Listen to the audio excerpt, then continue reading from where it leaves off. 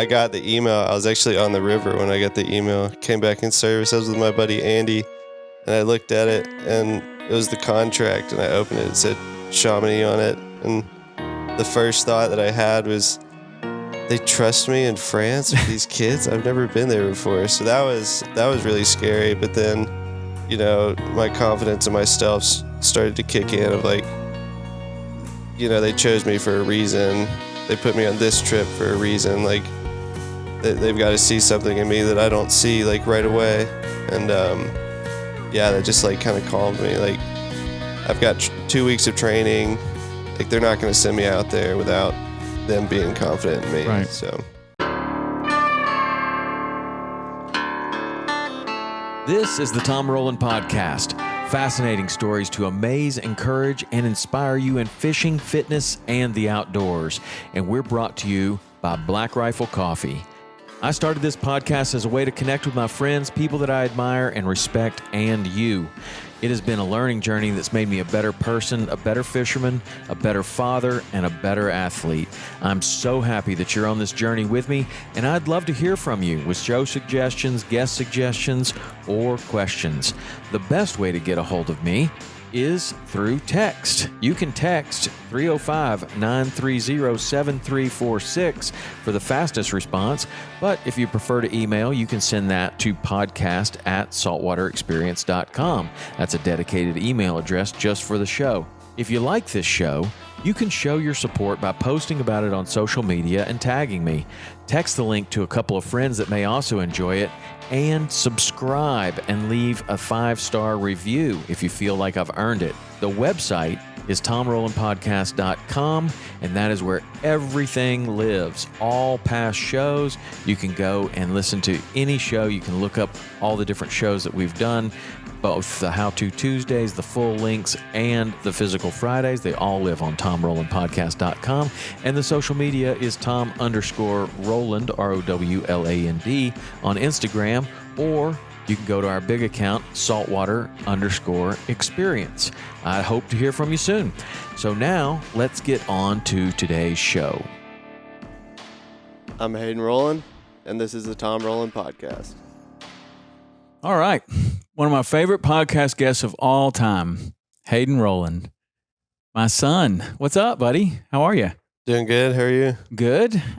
You have returned from possibly your best summer ever? Yeah. Yeah. Tell me about it. What do you want to hear? All of it. All of it. So, just to let y'all know what I did. So I worked for this adventure travel company, taking teens to the most awe-inspiring places. That's our slogan, called Moondance. Yeah. And, I went to Chamonix, so I visited 4 new countries: Spain, Switzerland, France, and Italy. We went backpacking in the Alps, the Pyrenees, and then sea kayaking in Costa Brava. Wow. That's incredible. Yeah. And so, you know, I know this, but for people that are listening, you had never been in that area. Never been to Europe. Well, you've been to Europe once before. Well, United Kingdom, but not like mainland Europe. So when you're, well, let's talk about how like you decided to do this and how the process of getting the job and what that looked like, and maybe the other kind of places that you possibly could have been selected to go on. What did that look like? So the interview process was pretty thorough. I had 4 interviews by phone call, and then I had like a pretty in-depth survey that I answered about like my experience and why I wanted to work for them. Didn't really have any other like job perspectives. That was kind of like the only one that I really thought about, and I applied so early and it picked up that I didn't really need to think about anything else. Right. So when you're applying for this job, you're thinking there are a lot of different trips and you have no idea which one you're going to be selected for, or how does that work? Yeah. First year, you have very little say in where you want to go. Like they look at your experience and like you fill out a survey saying where you want to go, but they don't really take that into like too much consideration. So there were 2 trips close to Bozeman, one the Yellowstone trip, and 2 the Grand Teton trip, which is like the big wild for younger kids.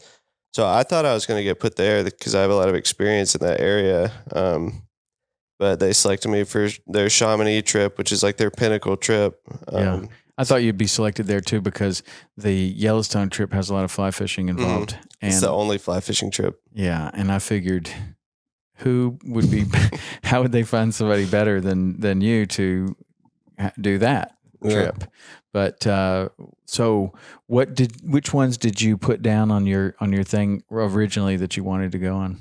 I wanted to do Norway, Chamonix, Slovenia, and Iceland. It's pretty much all international, all mountain based, and I got one of the ones that I asked for. So wow! And what are the other trips that they offered this summer? They have Kilimanjaro. Well, they have like mountain based trips and then sea based trips. So like you've got your Fiji and Maui and Thailand, but then you've got your Kilimanjaro, Chamonix, Norway, Slovenia. They've got service trips in Africa, Kenya, and Zanzibar. Wow. Kind of all over. And so the way this thing's going to work is they select you as an instructor. Mm-hmm. And then how many people are on this trip? What's going to happen when you are taking the trip? When you're taking the trip, you usually have 12 students, and they try to split it 6 What and ages? 6 guys and girls. Depends on the trip. So my trip was 10th to 12th grade, which I ended up not having a kid that was older than 17, so 16, 17.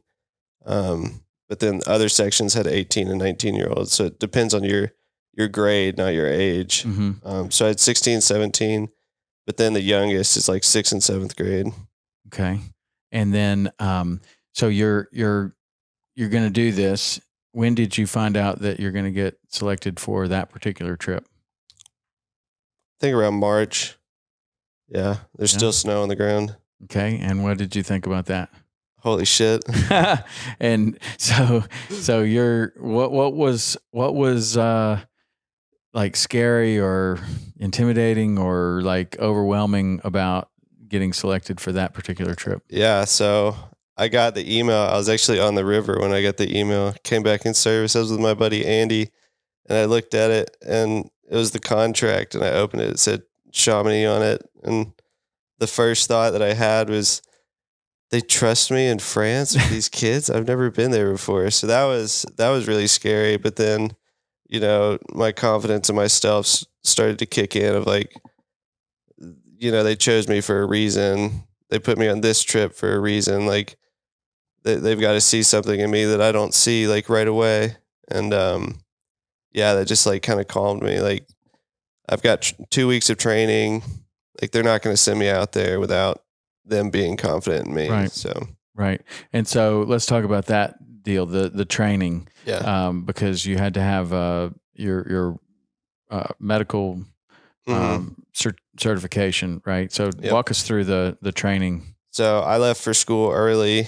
Went to North Carolina, and I did 8 days of wilderness first responder training, which is a little step below EMT. I'm definitely not an EMT by any standard, but it's a step up from wilderness first aid, a step down from EMT.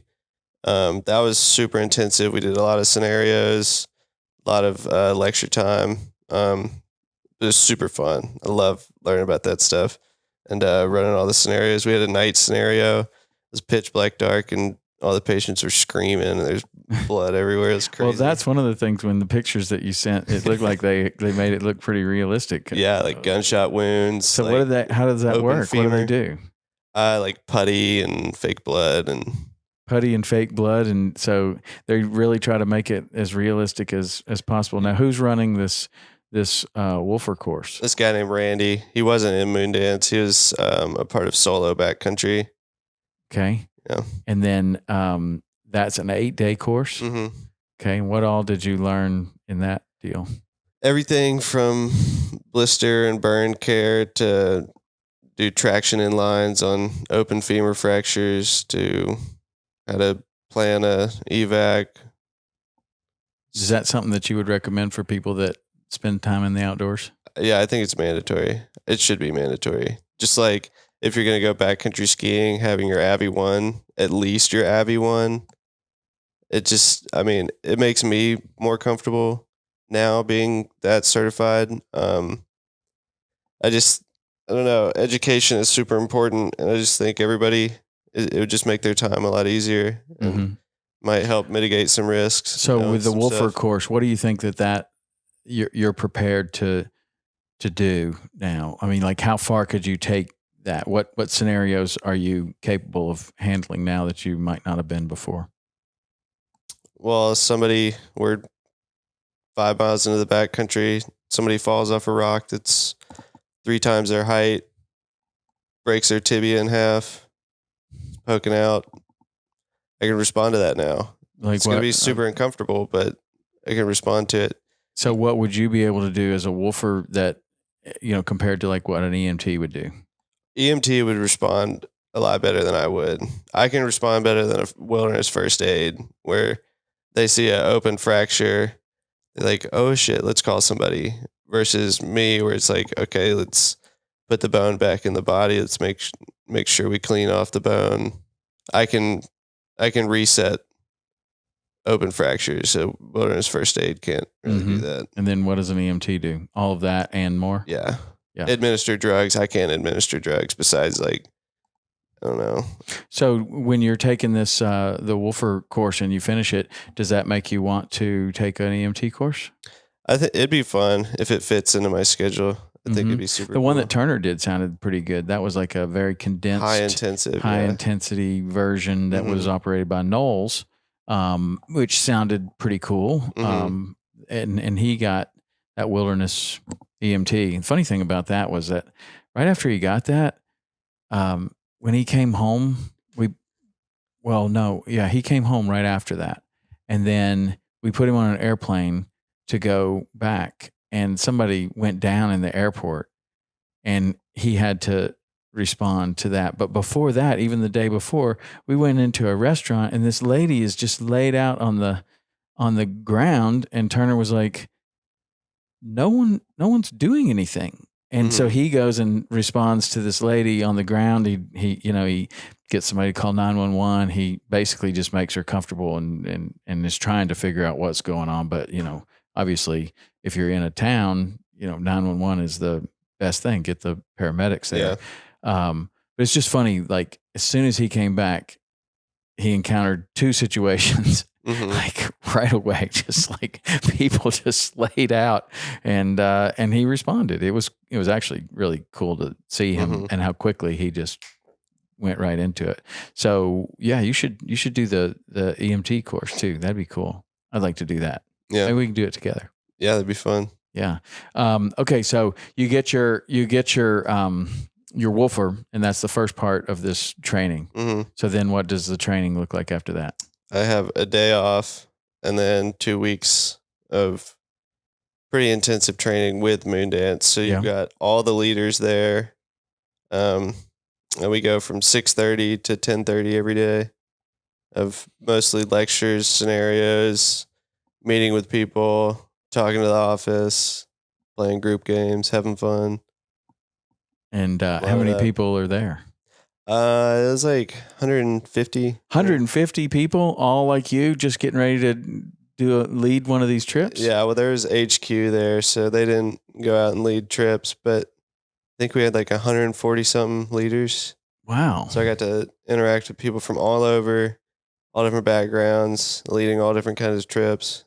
So 140 leaders divided by 2, that's 70. So you have two leaders on each trip. They're putting out 70 trips a summer? Oh, yeah. Really? Well, some trips have 3 leaders. Okay. Because like Alaska. So even then, there's 3. 50 trips a summer. Yeah, they've got a ton of trips. Wow. Wow. 50 trips. I had no idea that it was that kind of operation. Some groups lead 3 trips a summer. The shorter trips, so like the 2-week trips, they'll lead 3 sessions. I did a 23-day trip, which is their longest trip, and I led 2 sessions. Okay. So you end up leading about the same amount of days. It's just how many groups do you have? So let's just break that down. If you had 50 trips, and how many locations are there, do you think? 26 different. Wow. I think. Could be wrong. Wow, that's a lot. That's really cool. And so what is this Moondance? Like, I know Hannah went on one of the trips, and it was really the first time I had ever heard of Moondance. But what do you know about the company? Like, where did it start, and why, and how? They were in Atlanta, so they've been running for, I think this is their 26th. I think that's where that number comes from. Their 26th season, run by a guy named Hayes Hitchens, who started it. He wanted to buy a summer camp, but the summer camp he wanted to buy ended up getting bought out. So he just made like an adventure travel company. I don't know. That's pretty much all they tell us at staff training. That's really pretty cool. And so when you're, the difference between when you get the email and you're thinking, whoa, I don't know if I'm ready for this, and are they going to trust me to do this? And at the end of staff training, how did you feel? Did you feel like you were ready to roll? There were a lot of things that I was ready to roll on, and then there were a lot of things that I was a lot more nervous about. Yeah, like what? I don't know. You get really into your Kelly. Your Kelly is your logistics book, so it's got everything in there. Everything from outfitter contact to how many miles you're walking this day to all the meals you're providing and places where past leaders are. This corner market is a go. This corner market's a no go. Everything. Studying that, you kind of start to realize that, oh shit, this is something I'm about to do, and that was pretty scary. Just be like, there's no turning back. No. Yeah. After the training, there's no turning back. You're all in. Wow. So that Kelly book, that has been refined over years. Yep. And every time that you come back, like when you finish this trip, you did this couple of day debrief, and that is kind of updating that book. Yeah, it's a part of it. We just went over the meat and potatoes of it. Like, how did you like your outfitters, stuff like that. Because our trip, the logistics waver so much because the outfitter books our route for us. So they'll give us an itinerary, but a lot of the times it's a lot of thinking on your feet and adjusting like in the moment. So it's kind of hard to have like an exact picture of what the trip's going to look like. But yeah, past leaders give information, and we had like an hour-long meeting talking about it. That's so you get an hour to figure it out. All right, so let's walk through the whole thing. You go, you're meeting them in Nashville, right, or Atlanta? Or was it Nashville? Before or it was after? Atlanta. Before, on the way out. Before, yep. Atlanta. So Nashville. Yep. Right. Yeah, it was Nashville, right? Okay, so we drop you off in Nashville, and you're going to meet these kids at the airport in Atlanta. Okay. Yeah. Wait, yeah, that's what I thought. Atlanta. That's why I got confused. I was pretty sure we dropped you off in Atlanta. I thought you were talking about the HQ. Anyway, so yeah, I meet the kids in Atlanta. Get there like 4 hours early with my co-leader. It was incredible. Get there, and the kids start rolling in. We're introducing ourselves, and we're sending them through security, making sure we got them. Because so there's like an A and B session. So I was on Chamonix 2 4B. So 2A runs at the same time as us. They just do a different section first. So the 2A leaders were already in Europe because they had a wedding to go to.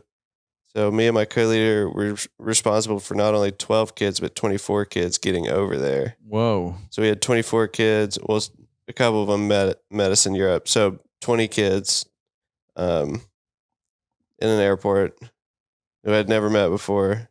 So how did you rendezvous? How did you meet them? We met them at the gate, and then just a lot of sheep herding after that. Okay, so can you see these kids coming? You see which ones are... They're very easy to spot in the airport. Why? What do they look like? What is a kid wide-eyed and brand new gear? He's got... A lot of them had gear before this. Okay. But yeah, new gear, backpack on, Chacos, 2 Nalgene's. Those are the big things. And wide eye, looking around on the verge of tears, don't know what's going on. Very easy to spot. The 2 Nalgene's were big. And they were instructed to have 2 Nalgene's? Mm-hmm. Okay. And so they have those on the outside of their pack? Mm-hmm. Are you supposed to have them on the outside of your pack? Yeah, easy access. Okay. And so a lot of these kids are just left their parents on the other side of security, and they're making their way. I would imagine some of them at that age, some of them are very independent, and some of them have never probably never been away from their parents. Yeah. What was the mix like there? First session was, I don't know. It's weird comparing sessions. I don't really like to compare them because they're totally different, but they were very responsive to us first session. So whenever we like said something of like, all right, let's get moving, they shot up and did whatever Amy and I said. But yeah, I don't want to get too into it. No, I mean, that's cool. But what kind of kid goes on a trip like this? Chamonix specifically, a lot of kids who have done trips before. Okay. And then the first year kids that we had were just, one of them didn't even look at the itinerary, didn't even know what the trip was about, just saw the cover photo and was like, I want to go there. Wow. That sounds awesome. That was cool. She ended up being a total badass. Yeah. But just kids who, want to experience what Moondance is all about, which is community, love, expedition behavior, which is caring for everybody. They want to see new things, try new things, meet new people. Those are like the three biggest reasons that a kid signs up. Okay. And then what kind of community are you building there? And what are you have ground rules and stuff like that? Like what does that look like? Yeah, we're pretty strict about this thing called the Good Decisions Letter. It's basically like no drinking, no vaping, no sexual activity, no bullying. And so they sign that before they go? They sign it before, and then I read it first night on both trips. It's like, this is zero tolerance. Okay. Zero tolerance. So what would happen if that was violated? Kicked out. And so you're just in the middle of Europe and you have to kick somebody out. What does that look like? I don't know. We didn't have to do it, thankfully. But yeah, if it's severe enough, you'll act quick. Sometimes just takes a while to get them out. Okay. So, well, luckily you didn't have to do that. Yeah. But what about phones and social media and no all phones? Supposed to have no phones. Yeah. Yeah. And how was that? Like, I mean, I'm sure that, today, so many of these kids, and myself included, you're not really spending very much time away from your phone. Mm-hmm. And so what does that look like when you see these kids? I mean, are you seeing like addictive behavior? Like they just can't believe that they've turned their phone off, and where is it and what was going on? Or how long did it take them to kind of untether from the world of social media? From social media, it was pretty quick. What surprised me was all of them wanted to know what time it was all the time. And it was my job to not tell them. Huh. So I had a watch on, and I ended up turning the face on the inside of my wrist because they were looking at my watch from far away, and I didn't know what time it was. But live in the moment's a big part of Moondance. So I didn't see any problem with them with social media, and these kids are a lot more capable than they think they are. Like they think that they're trapped by this phone, but I mean, you give them 3 hours without a phone, tell them they're not going to get it back in a month. They get pretty weird pretty quick. And I didn't see them struggle at all. I mean, they talked about TikToks and posts and famous people and whatnot, but they figured it out pretty quick. That's awesome. Yeah. And so no phone, but you had to know what time it was because you got to keep them on a schedule. Yeah, I had my phone, but I did my best to unplug too. Like I'd send you all a text every few nights, but I didn't really have Wi-Fi that much. So even if you did have a phone, you didn't have an international plan, not really much you can do on it. So. But the messages we got were basically like, hello from this place.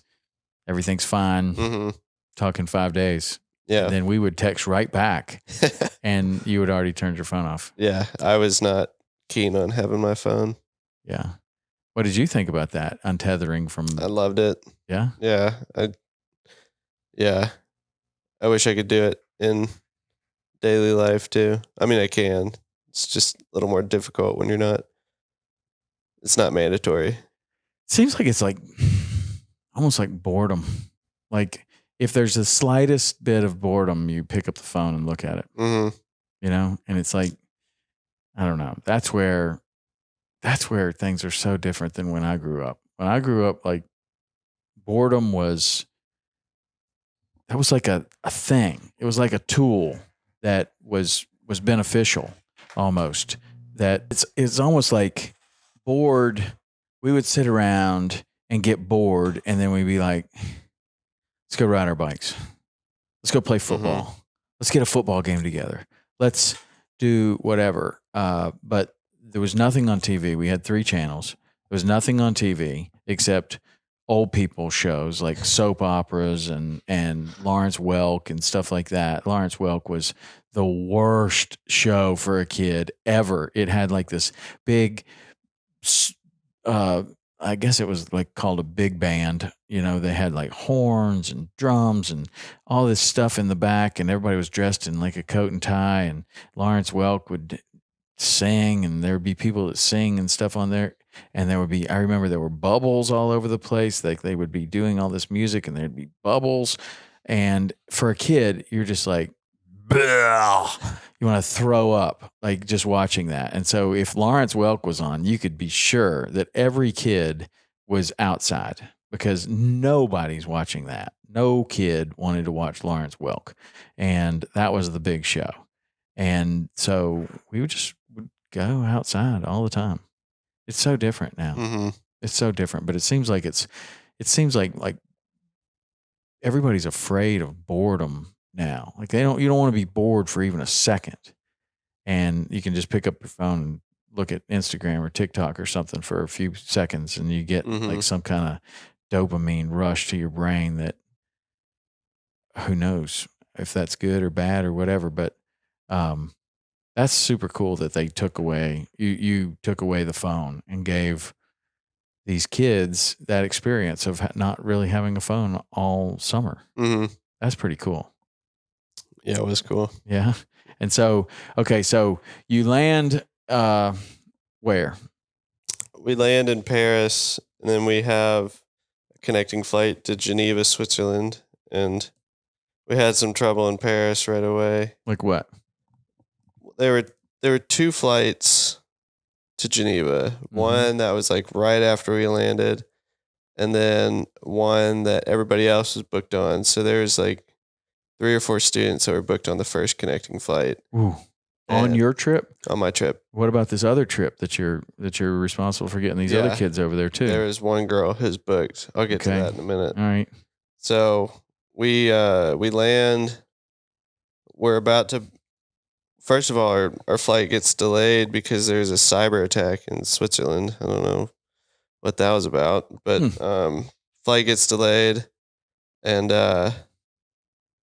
my co-leader figures out that one of the girls, or 2 of the girls maybe, on my trip were booked on the earlier flight. They got canceled, so they need to get rebooked for this flight.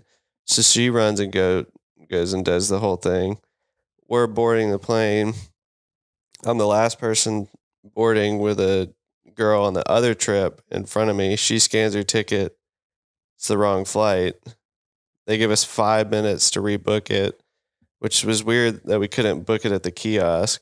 So we have to run all the way on the other side of the terminal, rebook her ticket. We missed the flight. Oh, no. Get on the next flight out of there in 45 minutes, which was pretty sweet. But I had no communication with my co-leader. I didn't have an international phone. I didn't have a plan. I didn't have Wi-Fi. She didn't have connection. There's no communication between us saying that I wasn't on the flight with this girl. So that was pretty stressful. Landed in Geneva, and she's there with all the kids at baggage claim. Luckily, our bags were delayed. But we get to baggage claim, reconnect with all the kids. The other 2 leaders come and get their kids. I take all 12 of them on a train and book our tickets in French. And I've literally no idea what I'm doing. And I'm just like tapping at this screen. But luckily, there's a student who spoke a little bit of French. So he came over and helped me out with the thing. But I had no idea what I was doing. First time ever buying train tickets. So that was pretty scary. And then luckily, But you know where you're supposed to go, right? I know where I'm supposed to go. I know I'm supposed to go to the Geneva train station and then walk from the train station to our hostel, which was like half a mile. Okay. 0.8 miles, not very long.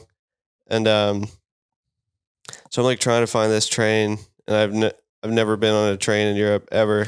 And so I find a train that I think is it, and I'm like, let's get on. I guess this is it. And so we get on and get off at the next stop, and it was the right place. But figuring that stuff out on the fly was, it was scary because I got 12 kids. I don't have a co-leader with me because she was waiting for the bags at the airport. So why would you split like that? And how is she going to handle all these bags by herself? She's a badass. I don't know. She Wow. had two checked bags, 2 duffel bags that she had to get. And I think she got a taxi. Or she caught the train and then the taxi. With these giant bags? Yeah, they have like carts. I think she used a cart. Okay. But yeah, so she stayed behind by herself and got the bags. They were like 4 hours late. And I took the kids and played cards with them and got us all checked into the hostel. And wow. That was our first experience being split up, and the trip hadn't even started.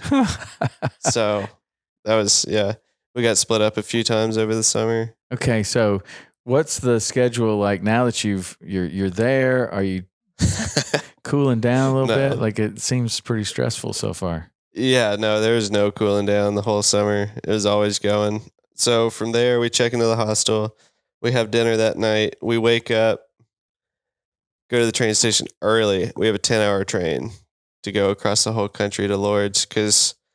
So we were in Geneva, and then we trained back to Paris and then down to Lourdes to start our day in the Pyrenees. So we have 3 days of travel, nonstop traveling, except for like an afternoon in Geneva. And then the day after we get to Lourdes, we start our trek. So we're all super tired, all pooped, super long train day. We're about to start an 8-day section of backpacking. You get any food? How do you feed all these kids? That was another thing. I had to find a pizza place. Oh, this is a cool story. So first time we're in Lourdes, Amy's got the kids, and I split off to go get food because I'm the accountant, so I deal with all the money, which was another whole thing.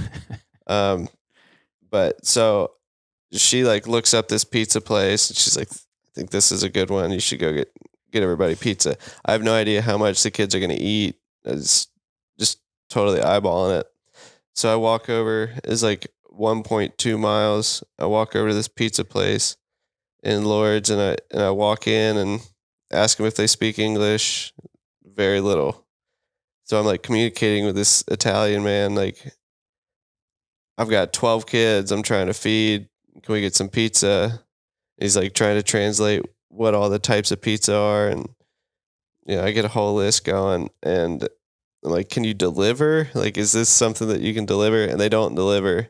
But the dude says he'd give me a ride. And I was a little sketched out because there's a very obvious language barrier. And so I like showed him where the hotel was, and he puts all the pizzas in the car and drives me to the hotel and drops me off in front. And I've got 12 pizzas for the kids right there. And they start going ape shit. And it was awesome. And then you paid for this with what? You had company card. Yeah. Oh, okay. So they took a card. Yep. And did you have to carry cash all this on this trip? Yeah, I carried cash too. Okay. In all different, you went to like 4 countries. So yeah, so the euro is most common, but Switzerland uses the Swiss franc. So I was dealing with 3 different currencies: USD, euro, and Swiss franc.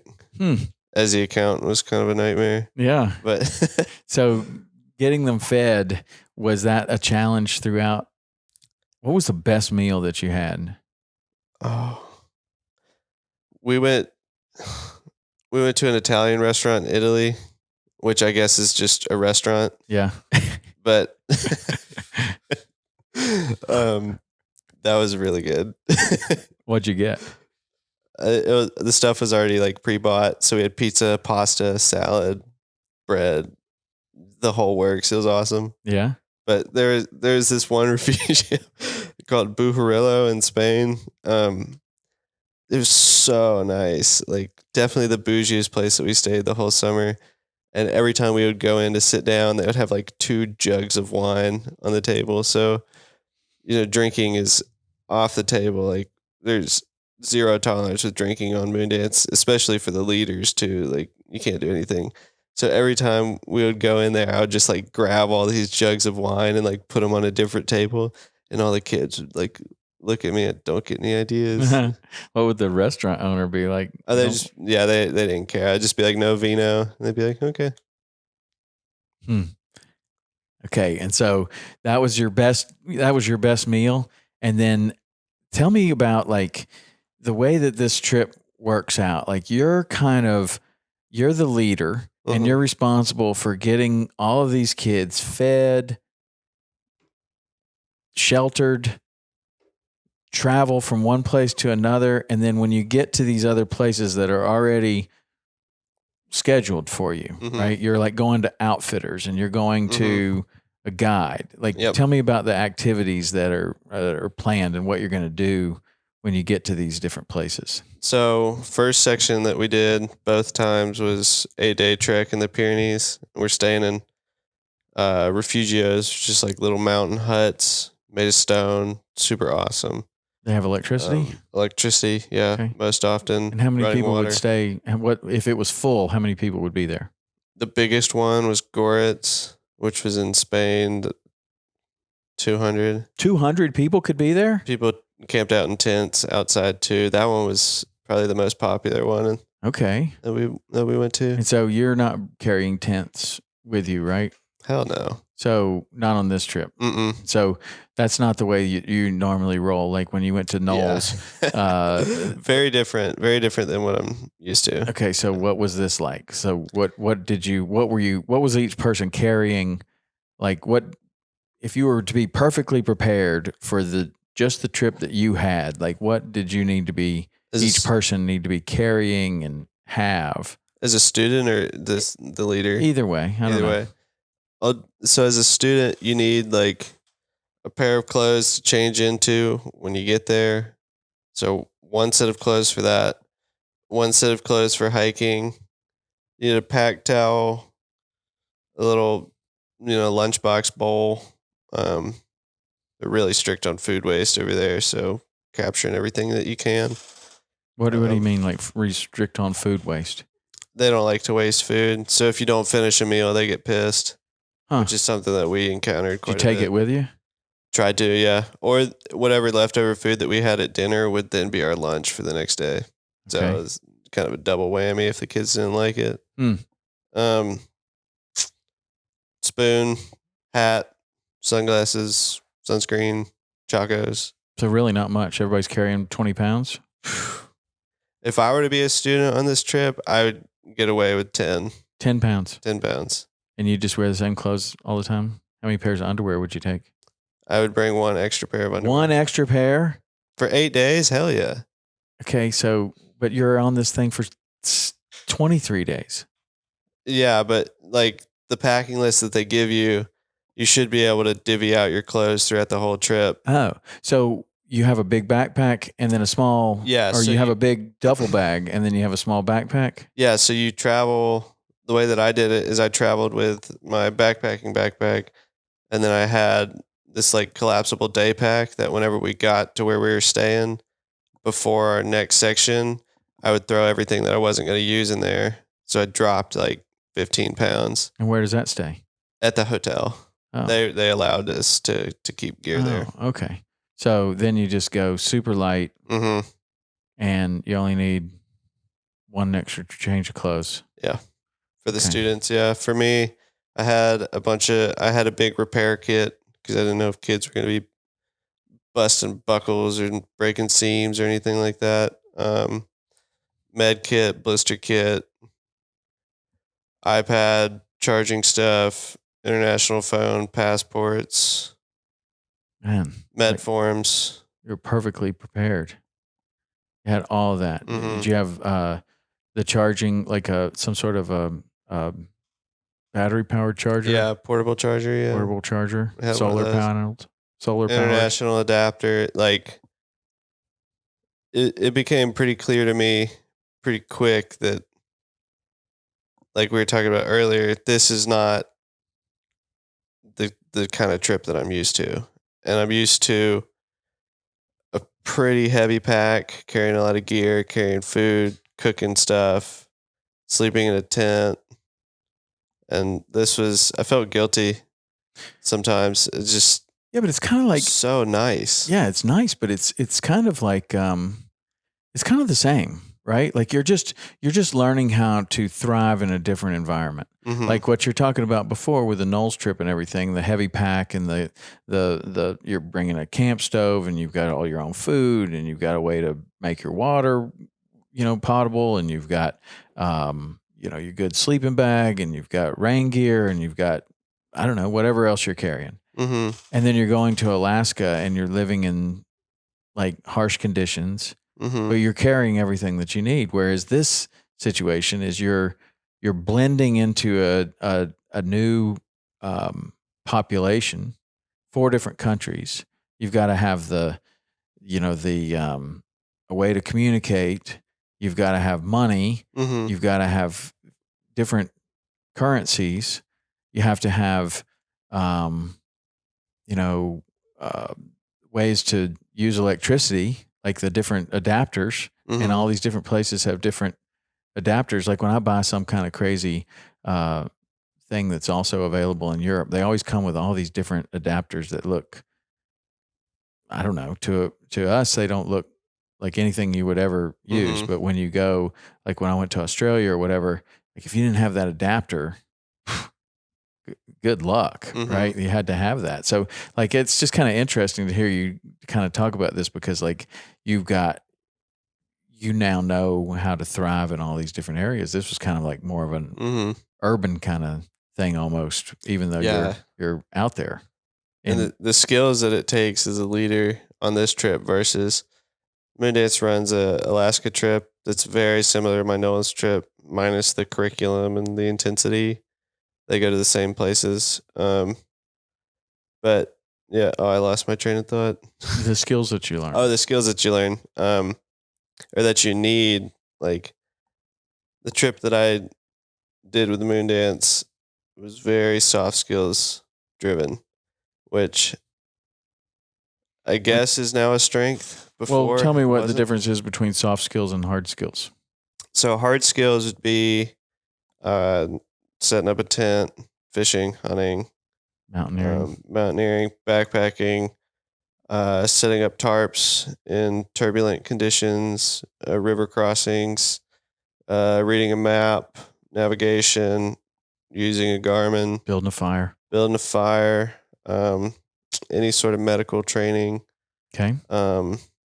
packing a pack, that sort of stuff. Okay. Hardcore leadership goals, objective driven, that sort of stuff. And soft skills is group dynamics and making sure everybody's got water, making sure everybody's okay, comforting kids if they're homesick. I don't know, being a spontaneous motivator on trail, making sure everybody goes to bed, checking in with every kid every day, talking, empathizing, making sure that you and your guide are on the same page, making sure you and your co-leader are on the same page. A lot of communication and a lot of, I don't really know how else to say it, but just like feeling the vibe of like what's going on, and you have to be on top of it. It's interesting. In my own experience, I never even thought about this until you were just saying this, but just like thinking when you were saying that, I was like, I wonder like what that's the difference is with that. And it's like hard skills is like when you go camping on your own or Mhm. like whatever. And then when you become a guide, now you have to have the hard skills, but you're also entertaining people. You're also making sure that they're comfortable. You're also feeding them. You're also making sure that if they need to go to the bathroom, like, do we need to go to the beach or like, what are we doing? And then there's hosting a trip where now you're going to take a whole bunch of people and they're all going to have different problems. Like that's kind of, it's interesting. I never even thought about that. Like I've done all three of those. And then when you're a dad, now you're taking kids out into the woods or into the ocean or whatever. And boy, what a difference that is. Like this whole deal of like learning things. And it's like, okay, it used to be that the goal was catching a fish. Now it's like, no, the goal is like entertaining these kids so that they want to come back. Catching a fish is way down on the list. Making sure that they don't get so sunburned that they think this is the worst experience they've ever had in their life and never want to come back. And then it's like, I mean, you guys, you love to play in the live well. Like that was you were really into playing in the live well. And it was like, okay, cool, whatever. Like if that's what you like to do, do it. And then, so then you started thinking like, I don't know, some people get all mad at people when kids when they play in the live well, you're killing the bait, like, whatever. It's like, oh man, that kid's having a good time. Yeah. When you put it on the hook and throw it out there and don't catch anything, you just killed it. Yeah. But I don't know. It's all about making sure that whoever you're with is having a good time. And that's what you were doing. You were making sure that they were safe. Number one, they were in the right place. Number two, they're having a good time. Number three. And if they weren't having a good time, what could you do to help that? Exactly. Right? Yeah. And so how did you rate your soft skills in the beginning? I don't know. I never really thought about them. Well, what about now? Do you think you developed some? I think I did pretty good. I mean, I think I did pretty good. I don't know what the students think or my co-leader thinks, but considering that I come from a very hard skills driven background, I think I did pretty good. That's really cool to see you do a trip like this. I know, yeah. I didn't fully grasp that it was all soft skills until halfway through the summer. Oh, there's some hard skills. You got to navigate. You got to communicate. Yeah, but you have to. I mean, those are urban hard skills. Yeah, like being able to read a bus schedule. That's like being able to read a topographic map. I mean, it's the same thing, really. You have to navigate through these places that you've never been before. It's no different than navigating through these places that you've never been before in the wilderness. Yeah. It's just that instead of falling off a cliff, you get hit by a bus, right? If you step out into that track right there, you're going to die. Yeah. If you step off of that cliff right there, you're going to die, right? It's the same kind of thing. The thing that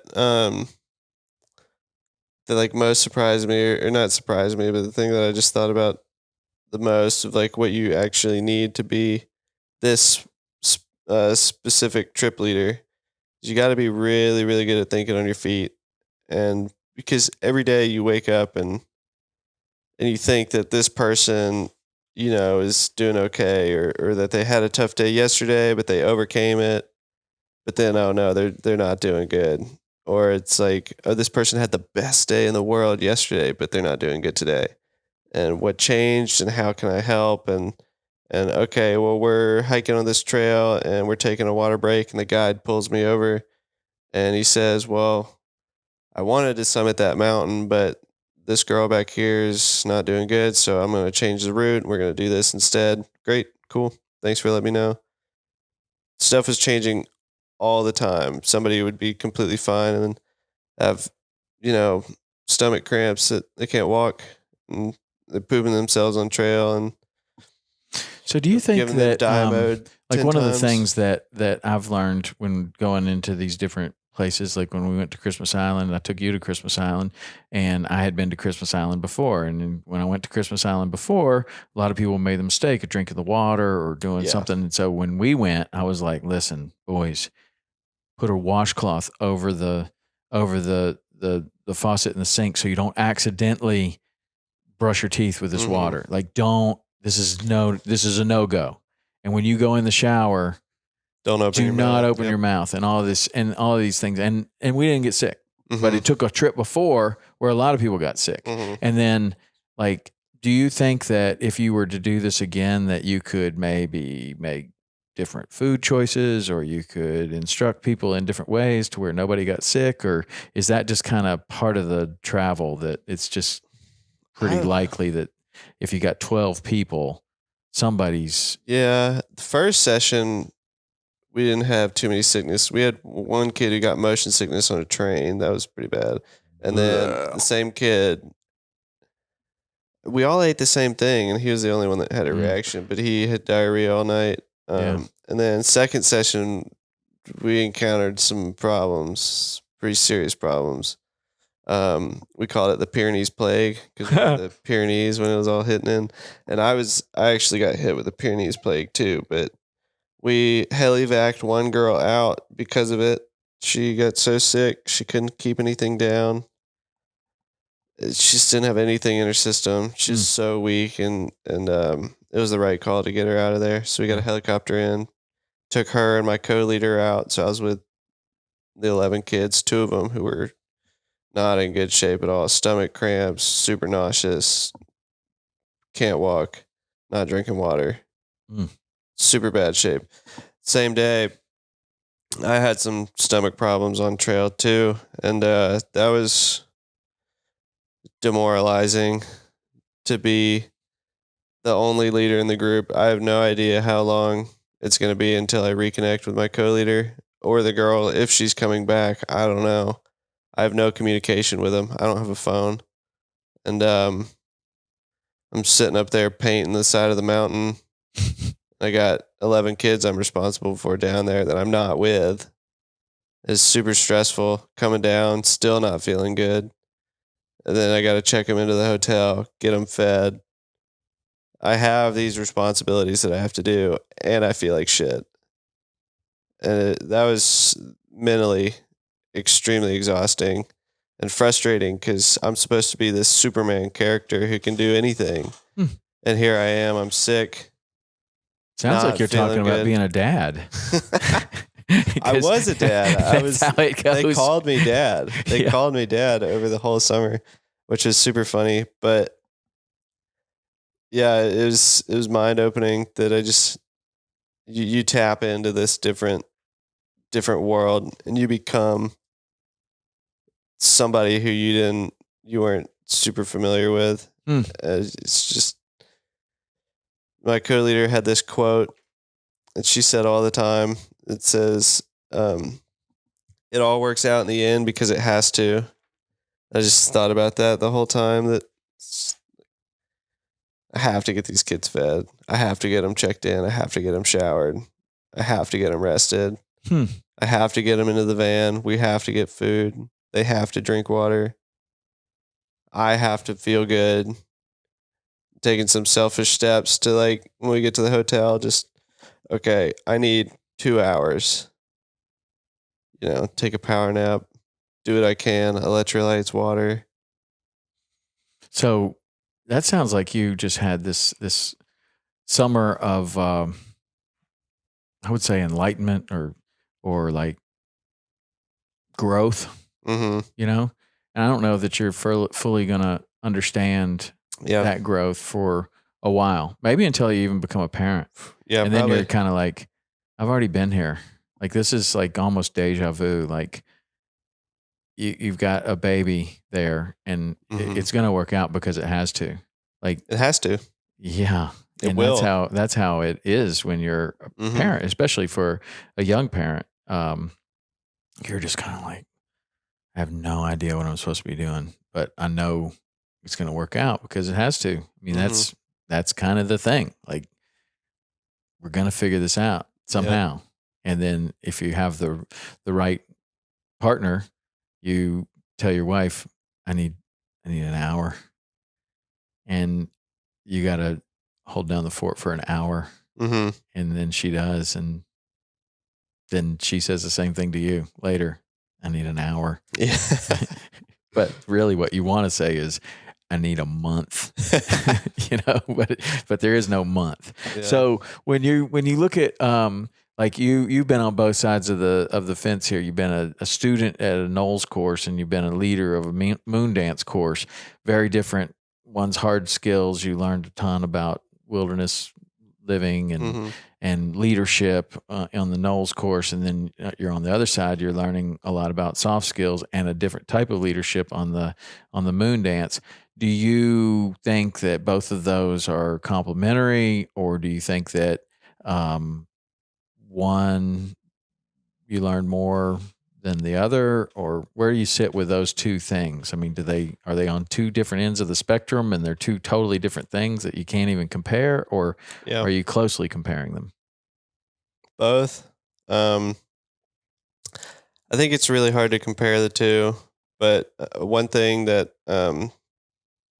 that I've really tried to think about and believe in over the years is you can't have one without the complete opposite, like the whole yin and yang thing. You can't have Knowles without Moondance. You can't have happiness without sadness, and you can't have a super hard skills based trip without having a super soft skills based trip. And I can't be a leader without first being a student. And there are a lot of similarities, but yet they're so different. It's a different experience being a leader, whether that's a hard skills or a soft skills trip. And it's a difference being a student, whether that's hard skills or soft skills. Like they're all so different. Yeah. And do you think that you learned more from one or the other, or benefited more from one or the other? I mean, could it be just a different place in your life? Like you're older now. Yeah. Like, what do you think about that? Different place in my life. I think that the Knowles trip was probably more transformational for me. And then the Moondance summer was more developmental for me, developing on these things that I really learned from Knowles. That like I came out of Knowles just like wanting to like be a better person. And, I had a couple summers after Knowles that were pretty awesome, that I got to build on that. But this summer was not only that I got to build on that, but I have to be that person. And like, you really have to step into that role of like, okay, well, who is the best version of myself? And I hope that I achieved that. I'm not saying that I did, but like, it's a great way to force yourself into that role of, I have to be this person. Like this trip will not function without me at least attempting to be the person that this trip needs. And that's my best self. At least I like to think. I don't know if that's what happened or not, but it's what I tried to think about. That's super cool. And then what do you think? So what does the future hold? You're about to head back to school? Mm-hmm. Yep. I'm going out west in a couple days, moving into my new house. Archery elk season starting, which I got to put a lot of work in for that. Yeah, me too. I was so confident just yesterday until I shot the broadheads. The broadheads can mess it all up. I mean, I don't know anything about bow hunting really, but the broadheads, I know that the transition from field tip to broadhead can be a little tricky. Well, yeah, I'm having that problem. I feel like the only thing I can compare it to is all of a sudden being able to cast really good on the lawn and then stepping onto the boat, and you literally can't get it out of the boat.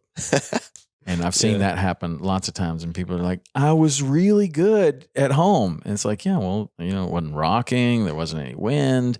Now there's water involved. Yeah. The boat's moving. There's a million things going on. You really, practicing on the golf course is one thing. Practicing out here is a whole different thing. And that's what I'm seeing with the broadhead. I mean, I was dialed at 60. I was putting in just these tight groups, and then Turner says, no problem, we'll get you set up. It's a problem with the rest, and it's a mechanical issue.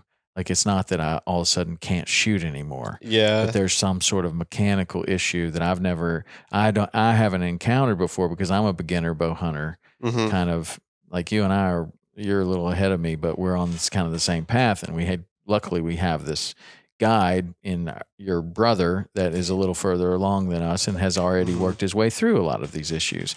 And then there'll be plenty of issues that he hasn't worked his way through, because it's just like fly fishing and fishing in general, it's a lifetime thing. just like the bow hunting thing is like you're only going to continue to learn more, and as the gear progresses, just like the gear progresses in fishing, like you get these super fast rods. Well, that's amazing and it's fantastic, but it also creates new problems that have never existed before. Like that now you have to be like, oh, okay, well, with braid, you can't do this, or with this super fast fly rod, then it's not a good idea Super light to do this, or you got to use a different sets, yeah. taper, or you got to set the hook differently, or whatever, or like braid and circle hooks. Like when that first came out, you had to work that out. And somebody that's never done that doesn't work it out as quickly as somebody that, has, I don't know. It's all about working it out faster. Like if you have more experience, you encounter a problem. Like it's really hard to set the hook with braid and a circle hook and a super fast rod. Why? Okay, well, oh, I see. You have to just reel. You don't set the hook at all. You just let the fish take it and you just start reeling. And then of course that's a new technique that was created when braid, super fast rods, and circle hooks became something that we started using. That's where I am with this broadhead right now. It's like, okay, this is a new thing. Never encountered it before. Got to figure it out. There's some sort of mechanical issue. Turner thinks it's the rest. Could be. John Dudley thinks it's the rest, which I've never talked to John Dudley, but I watch his videos on YouTube. And he had one that said, do you just shank it off into the woods? Yes, that's the problem. I shank it off into the woods. Check. Yeah. Yes. So anyway, I'm going to work on that. You work on that too. And when we get there, maybe we'll get one this year, because we have 2 really good hunts coming up. Yeah, we do. Really excited about it. Yeah. It'll be a good time. You're also going to need to walk. I mean, you've been walking all summer. I need to walk with a heavy pack, because I'm telling you, packing that elk out last year was I need to no joke. Lift more weights. Like I'm good on the walking endurance, and like my feet are pretty tough, but I don't know. The stuff that I was doing over the summer was not very intense. Well, you can't be too prepared for that elk hunting, because we killed it, and Turner killed his elk in a place that was marginally hard to get it out of. It could have been a lot worse, easily. Like a few 100 yards over one way or another could have been either substantially easier to get it out or substantially harder to get it out. And I think that's you just have to prepare for it to be virtually impossible to get it out, and be ready for that. But anyway, we're going to have a great time. Looking forward to it. I'm super proud of you for this summer, not just for this summer, but for everything. But you obviously, from Mom and I's perspective, you did have this transformational summer that I don't know that you are going to fully see yet, but we see it, and it's really cool. I mean, you did just what we hoped you would, and that's challenge yourself, put yourself in positions and uncomfortable positions and things that you had never done before, and then thrive. Pretty cool. Yeah. It's pretty cool to see that. Thank you. Yeah. So, do you think you'll do it again? Yeah, I'm planning on doing it again. Being a leader? Being a leader, yeah. Turner's getting married June 10th. So I'm landlocked with that. But luckily, all the trips that I want to leave after that. So it's all good. All right. So if people, probably a lot of people may never have heard of Moondance or Knowles or whatever, how would somebody learn more if they wanted to send their kid to one of these things, or if a kid's listening to this and they thought maybe that sounds like a good trip, or maybe there's other trips out there? I don't know. What would somebody do to learn more about these type of opportunities? Well, first off, Moondance is not the only company. There's a lot of different companies. Like if you want hard skills, Knowles, but like these soft skills, Moondance type trips, there's a bunch of them. What would somebody Google, like, to find out like a bunch of these different kind of trips and a bunch of these different kind of companies? Knowles, Moondance. Probably for like the Moondance, type stuff. I would say just like adventure travel companies for teens. Oh, I don't, okay. Yeah. Something that's probably what I would Google. I've never Googled that before. Something like that.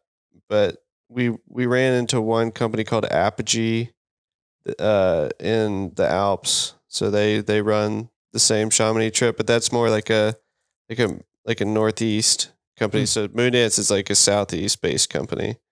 So they have these like little niches all over the country in the United States. But find a trip, talk to HQ headquarters. Like Moondance headquarters does an amazing job at placing kids in trips, and oftentimes the kids don't even know what they want to do, so they'll talk to the parents. Oh, I want a leadership trip, or I want to go on vacation on a beach or something like that. So they'll talk to them. And then if you want to be a leader, I'll just apply, I guess. That's what I did. You just fill out the application. You don't need to try to talk to somebody. They treat most everybody the same. And yeah, I don't know. Going into it with an open mind and no expectations. Nice. All right. Very cool. And all right. So do that if you want to. I can tell you from a parent's perspective, it's been it's been fantastic. Turner did a Knowles course that was a wilderness EMT thing that he got a lot out of. You did your Knowles Alaska course. Hannah's done a Moondance course. You've been a Moondance leader. It's been all of them have been really good for the kids. I highly suggest them. I think they're pretty awesome. Mm-hmm. All right. Okay, cool, man. Well, thanks for coming in and telling us all about this. You had an awesome summer. Yeah, looking forward to absolutely. hearing what you do next summer, and certainly looking forward to this fall elk hunting together. Thanks. Yeah, me too. All right. Thanks, Hayden. See ya. Bye.